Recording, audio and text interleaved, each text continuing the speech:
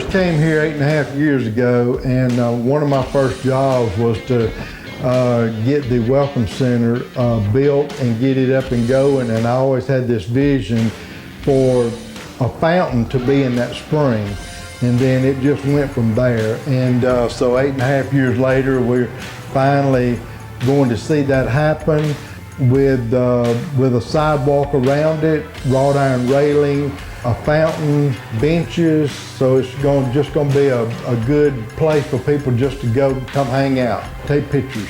We started really getting the ball rolling and getting all the brush cleaned up around it, the old fencing tore out where we could get in and work on the spring.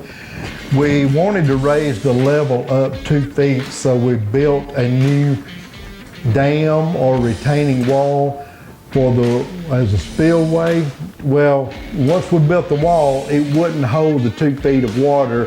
It had a few leaks, so that's when we cleaned it up. We pressure washed it, we pumped it down, pressure washed it, cleaned it up. I had a guy to come out here that does the gunite or shotcrete, and he was telling me what all needed to be done. If he did the shotcrete on the original dirt and moss and everything, it would not hold. So we pressure washed it and got it all the way down to its original state, so the shotcrete would adhere to it and seal it up like we need it to be. It was pretty tough, it was hot, and we had to do all of the cleaning on the inside of the spring out of a boat with 2 people holding the boat in place with ropes while one was down in there cleaning. So it was a pretty tough 2 days to get it cleaned up and ready, but it looks better than it ever has. Well, they were going to try to do the shotcrete from walking on the side of the wall inside the spring, but that didn't work out too good, so they had to use the same boat that we cleaned up with.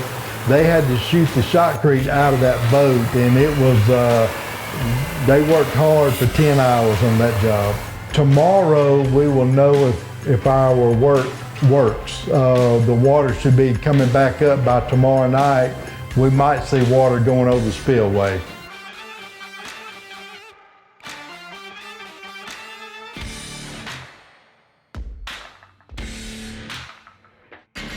Once we get the spring up and flowing again and make sure everything is working with the water, then our next plan is to put the sidewalk in around it with benches, 4 or 5 benches around the spring, a wrought iron railing, and we plan to put an LED lighted fountain in the spring, which will also put a lot of oxygen back in the water.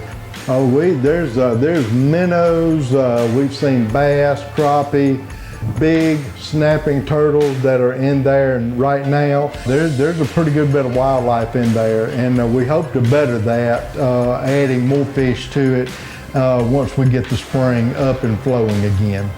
Well, when they first come through our gate, they see this very nice 4,000 square foot log welcome center, and then directly behind it you get into our cabins. You get into a very nice campground, and then on the north side of the spring, that's going to be a new primitive camping area. So people will actually be able to tent camp next to the spring. I'm hoping that spring and the fountain and all is just going to be just what draws them to it.